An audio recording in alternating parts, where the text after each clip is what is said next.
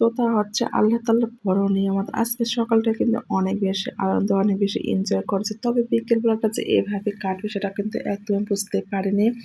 এই যে ফুটবল খেলতে গিয়ে পাটা যে এভাবে মচকে যাবে এটা কিন্তু আমরা বুঝতেই পারি না। আর এভাবে ব্যান্ডেজ করে নিয়ে এসেছে। মূলত ৪ দিন এই ব্যান্ডেজটা রাখতে হবে। এরপর কিন্তু ব্যান্ডেজটা খুলতে হবে। সো হ্যালো এভরিওয়ান আসসালামু আলাইকুম।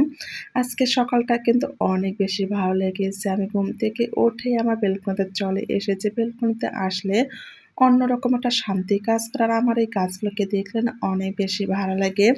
ঘুম থেকে উঠে বাগানে অনেকক্ষণ দাঁড়িয়ে থাকলাম। এটা বাগান বলতে তার একটাই কারণ যেহেতু আমি সবগুলো শখ করে লাগিয়েছি। আর এটা আমার একটা ছোট্ট বাগান। বাই দ্য ওয়ে আমি কিন্তু একে, একে সমস্ত গাছে পানি দেওয়া শুরু করে দিয়েছিলাম। যদিও আমার চেয়ে আমার কাজগুলো আমার ছেলেটাই অনেক বেশি করে। তবে আমার ছেলেটা আজকে অনেক বেশি অসুস্থ। আল্লাহ তাআলা কখন কোন দিক দিয়ে বিপদ দেবে সেটা কিন্তু আমরা কখনোই বলতে পারব না। তবে সবকিছু মেনে নেওয়ার মতো অবশ্যই মনে সাহস, ধৈর্য রাখতে হবে। বাই দ্য ওয়ে আমার এই গাছগুলো কিন্তু আমি পানি দেওয়া শেষ করে অলরেডি আমার ছেলের জন্য নাস্তাও তৈরি করতে চলে গিয়েছিলাম। এর মধ্যে নাস্তাটা শেষ করে আপনাদের ভাইকে আবার বাজারে পাঠিয়ে দিয়েছি। তার একটাই কারণ বাসায় কোনো বাজার ছিল না। যেহেতু আপনাদের ভাই অনেকটাই ব্যস্ত থাকে আর ওর পক্ষে সবসময় যে বাজার করবে এটা কিন্তু একদমই সম্ভব হয়ে ওঠে না। এর জন্য আমি মূলত ওকে ১০ দিন কিংবা সপ্তাহে ১ দিন হলে বাজারে পাঠিয়ে দেয়। তখন কিন্তু ও বেশ কিছু বাজার নিয়ে আসে। এটা অনেকদিন চলে যায়। বাই দ্য ওয়ে আমার গাছগুলো কেমন হয়েছে অবশ্যই, অবশ্যই জানিয়ে দেবেন। এর মধ্যে আপনাদের ভাইয়া বাজার থেকে চলে এসেছে। আমরা মা ছেলে কিন্তু আম, লিচু খেতে অনেক বেশি পছন্দ করি। যেহেতু এখন আর লিচু সেভাবে পাওয়া যাবে না, এখন কিন্তু আমটাই অনেক বেশি মজার লাগে। এখানে আপনাদের ভাইয়া ২ রকমের আম নিয়ে এসেছে, ১০ কেজির মতো নিয়ে এসেছে। আমগুলো কিন্তু অনেক, অনেক বেশি কিউট লাগছিল। বাই দ্য ওয়ে আপনাদের ভাইয়া সবথেকে ফেভারিট মাছ নিয়ে এসেছে পাঙ্গাস মাছ আর ছেলের পছন্দের মুরগিও নিয়ে এসেছে। টুকিটাকি অনেক সবজিও নিয়ে এসেছে। ভাবতেছিলাম যে এখন কি রান্না করব? যেহেতু এখন প্রায় ১০টা পার হয়ে গিয়েছে। আমার তো দুপুরের সহ রাতের রান্নাটাও কমপ্লিট করে ফেলবো। ভাবলাম যে একসঙ্গে মুরগি এবং মাছটা রান্না করে ফেলি।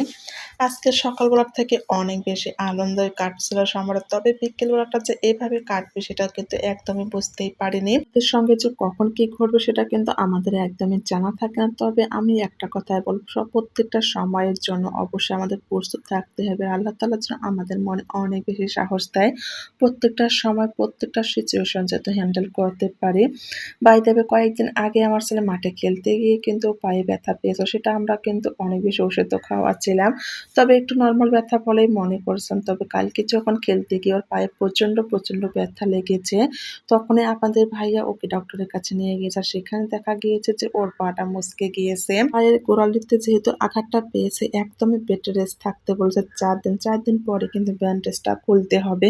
যেহেতু মোর ছেলে অনেকটাই ছোট, ও তো খেলাধুলা করবে, ছুটাছুটি করবে। আর আমার এত বেশি ভয় লাগছিল। আসলে না প্রত্যেকটা মায়ের কিন্তু সন্তানের চেয়ে মায়েরা মনে হয় বেশি টেনশনে থাকে। আমার তো অনেক, অনেক বেশি টেনশন হচ্ছিল আর কান্না পাচ্ছিল যে কিভাবে ছেলেটা হাঁটবে, কিভাবে বাথরুম যাবে এগুলো না অনেক বেশি টেনশন হচ্ছিল। যেহেতু ও এতটাও ছোট না যে ওকে কোলে নিয়ে আমি বেড়াবো। ও কিন্তু অনেকটা বড় হয়ে গিয়েছে আর চাইলেও আমি ওকে কোলে নিতে পারছিলাম না। এত বেশি মন খারাপ হচ্ছিল আর ও তো সবসময় শুয়ে থাকতেও চাচ্ছিল না। কি করব কিছু বুঝতে না পেরে ওকে আমি সবসময় সময় দিতে চেষ্টা করছি যাতে ওর অনেকটাই ভালো লাগে।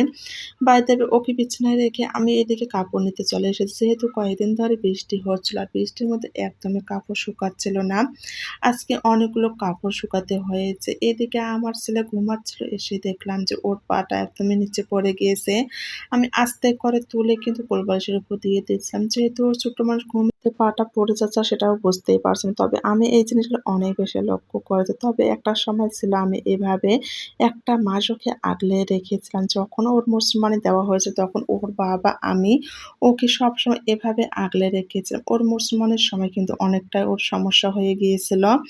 বাই দ্য ওয়ে ওর সমস্যাটা কিন্তু এই যে পায়ের গোড়ালি তার পুরো পাটা একদমই ব্যান্ডেজ করে দিয়েছে। সবাই ভালো থাকবেন। আমার ছেলের জন্য অনেক, অনেক দোয়া করবেন। আল্লাহ হাফেজ।